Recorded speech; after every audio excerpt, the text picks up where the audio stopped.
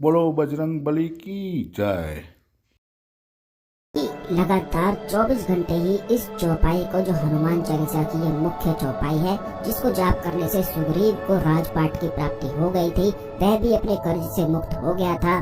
क्योंकि जब तक सुख की प्राप्ति नहीं होती है, जब तक कर्ज पूरी तरह से न उतर जाए, इसीलिए हनुमान चालीसा की ये मुख्य चौपाई इस प्रकार है।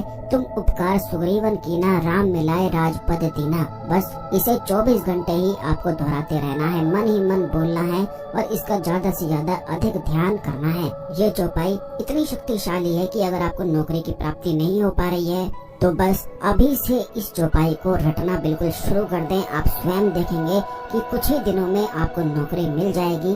अगर आपका व्यवसाय नहीं चल रहा है तो केवल इसी चौपाई का पाठ करने से व्यापार भी बहुत ही ज्यादा अच्छा चलने लगता है। इस बात का भी ध्यान रखें कि हनुमान मंदिर में अगर चोला आप दान देते हैं तो इससे भी कर्ज उतरने के पूरे प्रबल योग बनते हैं। और अगर आप मंगलवार के दिन व्रत रख सकते हैं तो और भी ज्यादा अच्छा है, क्योंकि मंगलवार का व्रत रखने से सेहत बिल्कुल अच्छी बनी रहती है और ऐसे व्यक्ति को कर्ज की समस्याएं भी नहीं होती हैं। अगर व्रत रखते हुए इस चौपाई का भी जाप किया जाता है, यानी कि 24 घंटे ही आप इस बात का ध्यान रखें कि सोते खाते उठते बैठते बस मन में इस चौपाई का ध्यान आपके होना चाहिए। अगर इस प्रयोग को आप कर लेते हैं तो कोई भी कर्ज आपको घेर नहीं सकता है, सभी कर्ज को उतरना पड़ता है। बल्कि अगर आपके जीवन में बहुत ज्यादा अधिक कष्ट है तो आप 108 बार हनुमान चालीसा का अनुष्ठान एक दिन में भी कर सकते हैं। इस बात का आपको ध्यान रखना है कि अगर आप 108 बार का अनुष्ठान अपने घर में करना चाहते हैं तो आपको इस प्रकार करना है कि उस दिन बिल्कुल व्रत रखना है